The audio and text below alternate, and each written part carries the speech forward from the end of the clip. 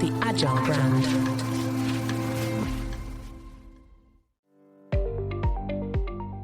Welcome to the B2B Agility Podcast, where we look at the factors that drive success in B2B marketing, with a focus on the people, processes, data, and platforms that make B2B brands stand out and thrive in a competitive marketplace. I'm your host, Greg Kihlstrom, advising Fortune 1000 brands on MarTech, marketing operations, and CX, best-selling author and speaker.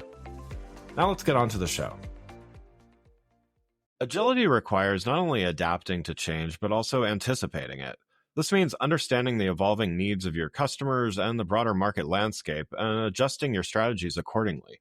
Today, we're going to talk about navigating the complexities of marketing in the procurement services industry, especially in times of economic uncertainty, and how mentorship plays a crucial role in developing future leaders. To help me discuss this topic, I'd like to welcome Kathleen Pomento, CMO at ProcureAbility. Kathleen, welcome to the show. Thank you so much for having me. It's a pleasure to be here. Yeah, looking forward to talking about all this with you. Before we dive in, though, why don't you start by giving a little background on yourself and your role at ProcureAbility? As you mentioned, I head up marketing for ProcureAbility. It's the leading procurement services firm here in the United States, and we're also global. We have clients around the world. We are owned by Jabil, which is one of the largest manufacturing firms. And what I do here is marketing strategy. Every single thing I do and my team does is to support the business goals. We advance business goals, lead gen. We really are here to serve the business. So those are the things that every day I wake up, thinking about is how we're going to build brand awareness, how we're going to build brand equity, and most importantly, lead gen. Because again, I am working tirelessly as well as my team to feed the sales funnel and to create those opportunities for engagement. Great. So yeah, let's dive in here. We're going to talk about a few different things, but I want to start with strategic marketing in the procurement services industry. So, some may not, I'm sure most people listening to this have procured something, so they're familiar with it to at least to that degree, if not more. But, what are some of the unique marketing challenges and opportunities that you face in this industry, and how do you look at tailoring strategies to address those? Yeah, I think this is a really interesting question because people often think of procurement as either a check the box exercise or some corporate red tape they have to go through. And when you think about it, every firm has to buy something, right? You procure something. If you are hired by a firm, they don't go out and go to Best Buy and buy a laptop, right? Right. They have these multi-year contracts that are, something that they negotiate, they renegotiate. They're looking at supply chain resilience, getting one thing from China. Look what happened during COVID-19. What happens is that's your one supplier. There's going to be an issue if there's any sort of supply chain disruption. And that could be anything from geopolitical tensions, tariffs, inflation, stagflation, obviously, any sort of pandemic situation. But yeah, we go in and ensure that people understand the value of procurement because it's not just about cost savings. It really is about value enablement. When we go in, we are able to transform these organizations within these businesses to really be from tactical to strategic. And that allows them to really bring value to the business and therefore be brought in earlier in the process. So it's not just, hey, can you sign off on this PO? We've already negotiated the contract. We found the supplier. Like, no, bring us in early. And this is where you can really add value is, being able to negotiate terms, find the right suppliers, build long-term relationships, because that's really where the magic happens. Yeah. So, to that point, then, I think there are some misconceptions, as you said, about it being a, check the box thing. How much do you find, in addition to selling ProcureAbility and your company's specific services, how much do you find yourself or, the marketing needing to convince people of the strategic nature of procurement? Yeah, we don't have to convince CPOs, okay. right? Yeah. The chief procurement officers. Sure. They understand what type of value they can extract from their organization. A lot of times, like all of us, like we're, putting up fires during the day. We are just challenged with kind of, doing the daily activities that to bring in an expert really allows them to kind of take a step back and look at their strategy, look at their approach. We also help communicate the strategic value to the business. In anything we do, myself included, I have to speak the CEO's language. I could use vanity metrics like in impressions, but that doesn't mean anything. I need to communicate like what's working, what are the lead funnel and channels we're using, MQLs to SQL ratios, obviously like the lead gen, like, things that are in the pipeline, and of course wins, like all of those things, like that's the data driven analysis that really is what I try to communicate, because that is so important. And that's the same thing with procurement is we help them communicate with their CFO, their CEO, the COO a lot of times. And we do that in a way that we tailor the messaging. So as you can imagine, each of the key stakeholders, and there's many for procurement professionals, they all have their own KPIs, they all have their challenges, they all have the ROI that they're expecting. And we really help them, not only deliver the value, but communicate it as well. Yeah, yeah. And so, of course, a lot of what you're talking about too, I would say applies even more broadly to professional services, Uh-huh. let's say. So, a lot of people listening, SQLs, MQLs, all of that, they're dealing with those things as well. How are you seeing, certainly not only within the procurement industry, but more broadly within the professional services, like how are you seeing things evolving, or have they been evolving over the last few years? And, how does this affect things like, client acquisition, client engagement? Yeah, so there's probably a lot to unpack in that Of question, course. Yeah, that was a big question. but it's a good one. For professional services, it's a very unique thing that we do.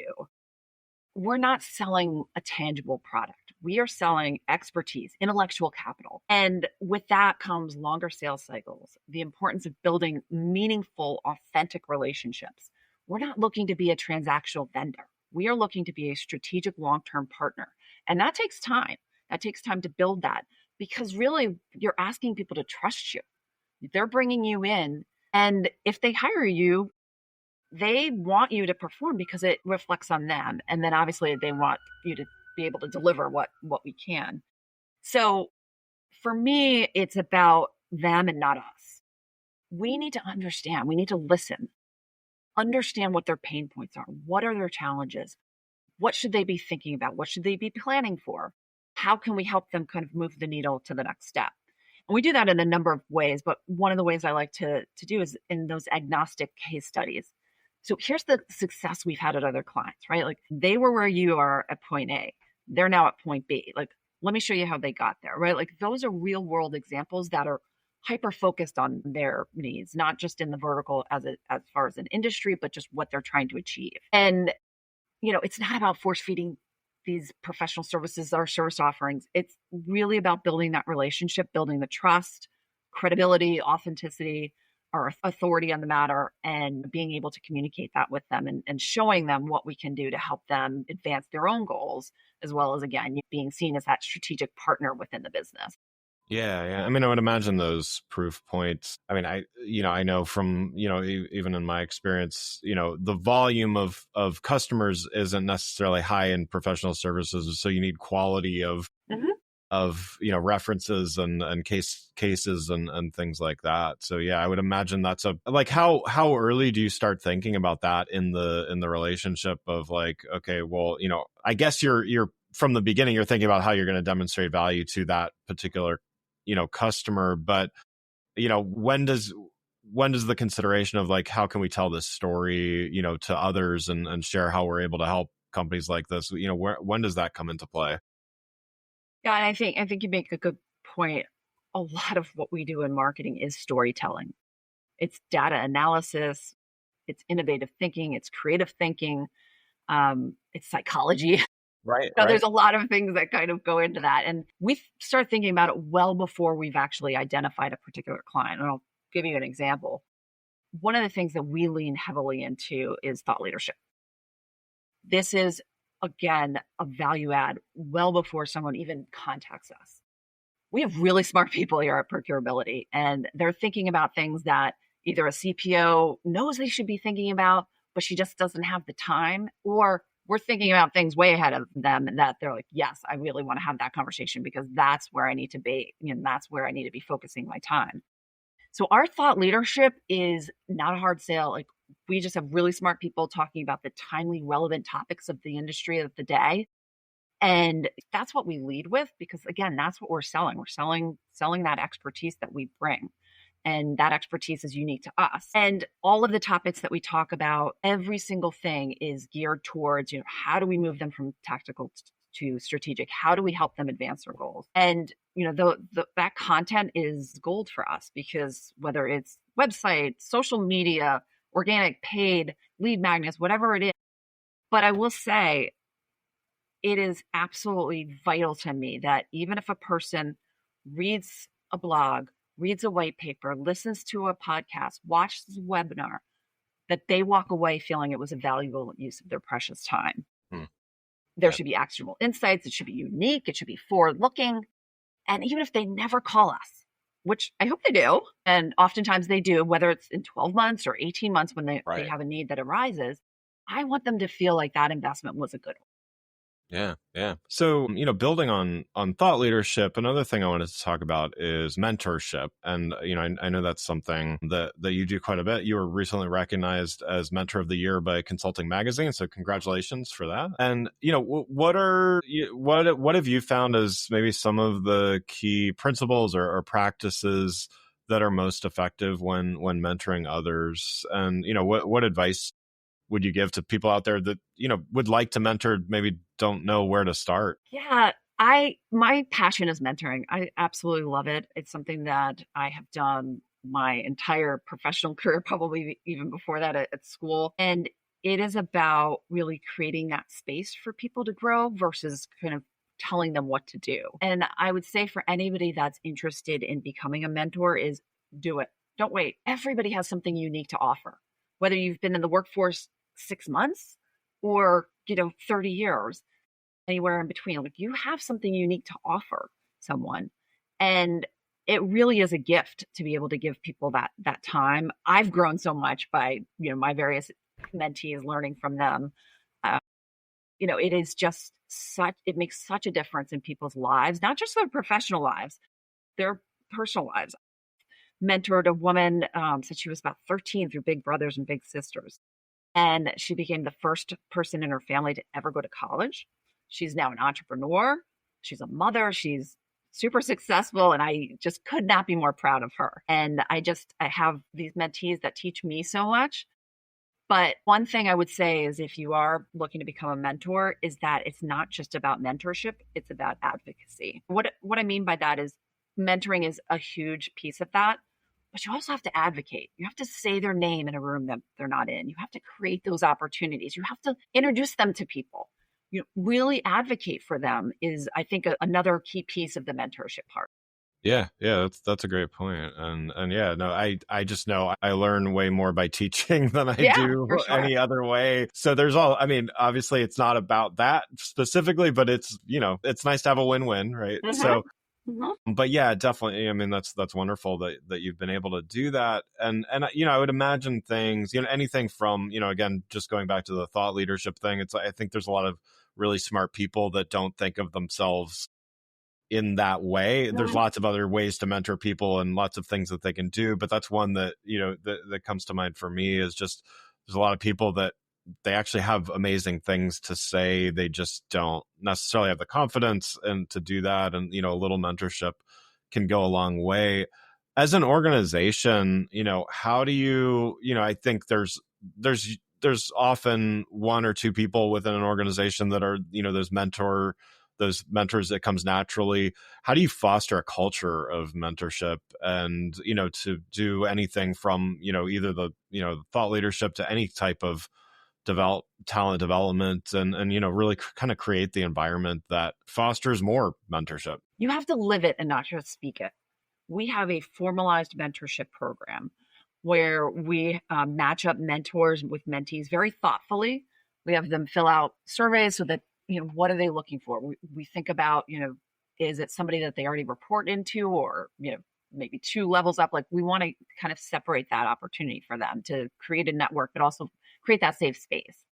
And it is, I think, very important to formalize that. It's one of the easiest ways that you can invest in your people, is to have each other learning from each other and helping each other and supporting each other. So I absolutely believe in, and I'm very involved in, our mentorship program here, but it has to be organic. You have to let the relationship evolve naturally. You can't force it. You create that space and then you listen. Like I always listen more than I speak because I want to know what the mentees want to get out of the relationship. And that's how we coach them. We say the mentees are driving the relationship, which I think is really important because I want to know what they want to talk about, Right. and I've often helped with really small things and built trust for the big things. And I think that's, something to look for is like, not like, how can I force feed something that I'm thinking about? Like, let me know what you're thinking about. Like, what are you challenged with? What do you want to, learn? And I do that with multiple mentees. Like somebody I'm working on, public speaking with, somebody I'm working with, like the next step to help someone potentially get promoted. Someone else is actually their friend's wedding is going to officiate and we're practicing and working through that content. I mean, whatever they want to talk about, I will talk about. So, that's really what I try to bring to it is just show up, be present and be vulnerable. I tell stories of things, failures that I don't really look at failures. These were things that really helped me learn and to grow as well. And I'm always happy to share, any of those personal stories with my mentees as well. Yeah, I think it's there. I could see how there could be a temptation to think about, your own experience and be like, oh, if I could do this over again, I would do it like that. But they're not you, Exactly. right? So it's that humility, or I mean, you use some other great words as well, but it's that humility to say, well, maybe what I want is not, what's best for them or even what's best in Mm-hmm. general. So that yeah, so I mean, I would imagine not only does that teach better mentorship, it probably teaches better leadership in general, right? Mm-hmm. Yeah, yeah. So let's going back to the topic of marketing. You had touched a little bit on, in times of economic uncertainty, lots of volatility in general. Let's just say it's hard for clients to make decisions and make particularly financial decisions when there's a bit of hesitancy, uncertainty. What are some strategies that marketers can use to overcome that? I mean, certainly there are things going on in the world that can't be Mm-hmm. changed or circumvented, but business still generally needs to happen. So, how can marketers overcome that to the degree that they can, and get clients to make some decisions and kind of build confidence? I think the key again is really aligning with the business. It's speaking their language and it's aligning what you're doing to what they want to see as far as the organization's goals and achievements and where they want to be. You know, there are a lot of things going on right now as far as, market volatility, Right. economic volatility, supply chain disruption that I mentioned. There's all these things happening, right? Nothing happens in a vacuum. So there's always going to be something external that is going to impact what you're doing internally. And the way to make that is to connect the dots for them. Is that sure, there are investments to be made, but they either are an offensive play, meaning they're bringing in business, they're growing, geography wise. And then there's defensive plays, market share and competitive analysis, those types of things where you have to kind of be in the game just to compete. But I think it really is about tying everything you do to the metrics of the business and the goals of the business. We don't sit. I don't do anything that isn't directly advancing the business goals. We're not over here creating marketing collateral no one's using or creating these events that nobody wants to attend. No, like we are doing very targeted things. One example is we are hosting a CPO innovation roundtable in March around the Valspar Golf Championship next year in Florida. That is a very specific, unique experience, invitation only. And it is something that we do is these tailored experiences versus just hosting events. And do we do webinars? Absolutely. But those are also very thoughtfully done. They're done with thoughtful partners, thoughtful SMEs. And again, it's really talking about topics that people want to hear about. It's really timely. And again, we are adding our own unique perspective and forward-looking insights. Yeah. And then how do you, from an internal team perspective, there's lots of, anything from AI coming into the workplace to, the kind of the downstream effects of industry volatility, economic volatility. How do you prepare a team for, the unknown essentially? How do you prepare a team that is able to be agile and adaptive, and as well as the structure to be adaptive to what may come? It really is key to be agile. We have a whole strategic marketing plan. We outline, either by social media listening or by what we're hearing at clients and prospects, by what I'm talking about SMEs. We create a thought leadership calendar, but I leave 15 to 20% of wiggle room because we're not just being reactive, but there are things that come up throughout the year. So for sure, we're doing that. But I would say in the broader scheme of things, to become agile and to remain agile, the two things that I focus on intellectual curiosity. I know that there's always something more for me to learn, for us to learn as a team, for us to learn about how we go to market, about our clients. I'm constantly learning. And I think you have to have that intellectual curiosity and humility to understand that and live that. And then I also think it's about smart risk taking. So I am constantly seeking new ideas, insights, and I'm not afraid to try bold strategies, but I'm also, not afraid to either double down on that or pivot if it's not working the way that I think it's working. And every single thing we do is data driven. So I look at the numbers, I look at, what's happening, look at the market again, like things are always, shifting. But I think by doing that, like no matter what, even if it's a strategy you pivot away from, you've learned, you've evolved, you are working to win business. Those are the things that we're constantly looking at as a team to remain agile is, trying to get ahead of the game. We look at and we're pretty good at figuring out what people are going to be talking about in 6 months. So here we are over here, working on multifaceted thought leadership campaigns, social media plan, PR, influencer. I mean, the whole gamut to really play into, how are we going to get that content in front of the right people? Yeah, I love it. Well, again, I'd like to thank Kathleen Pomento, CMO at ProcureAbility, for joining the show. You can learn more about Kathleen and ProcureAbility by following the links in the show notes. Thank you. It's been a pleasure. Thank you. Thanks again for listening to the B2B Agility Podcast. If you enjoyed the show, please take a minute to subscribe and leave us a rating so that others can find the show more easily. You can access more episodes of the show at www.b2bagility.com. That's b2bagility.com. While you're there, check out my series of best-selling Agile brand guides covering a wide variety of marketing technology topics, or you can search for Greg Kihlstrom on Amazon. Until next time, stay focused and stay agile. The Agile brand.